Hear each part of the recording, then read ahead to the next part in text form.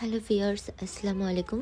আজকের ভিডিওটা আমার বিড়ালের প্রেগনেন্সির 59 দিন পরের ভিডিও। নর্মালি আমরা জানি যে 60 থেকে 65 দিনের মধ্যে বিড়ালের বাচ্চা হয়ে থাকে, কিন্তু 59 দিন যখন চলতেছে ওর, তখন হঠাৎ করে সকাল থেকে আমি খেয়াল করেছি ওর একটু ব্লিডিং হচ্ছে।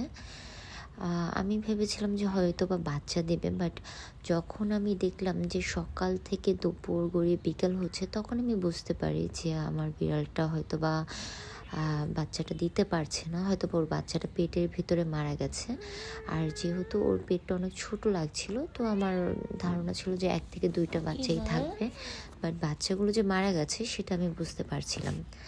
তো সারাদিন ও আমাকেই চাচ্ছিলো। নর্মালি আমাদের বিড়ালগুলো যখন প্রেগনেন্ট হয় আর ওদের যখন বেবি হয়, ওদের যে টেক কেয়ার করে তার কাছেই ওরা থাকতে চায়। দেন ও সারাদিন অনেকবার ট্রাই করার পরও কোনোভাবে পুশ করতে পারছিল না। এরপর আমি একটা ইনজেকশন পুশ করে দিই বিকেলের দিকে।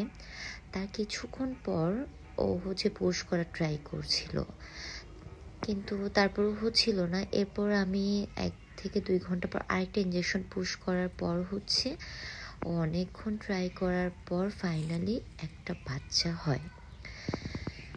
ওর অনেক কষ্ট হয়েছিল, যেহেতু সারাদিন ওর সাফার করতে হয়, বাট যা ভেবেছিলাম বাচ্চাটা মৃত হয়।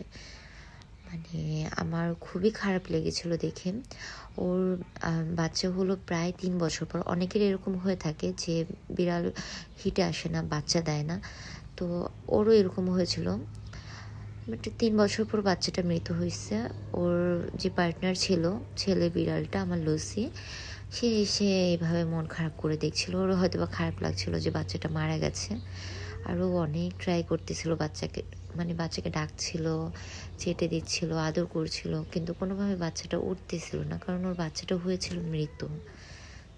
যাই হোক, ও সুস্থ আছে আলহামদুলিল্লাহ। সবাই দোয়া করবেন।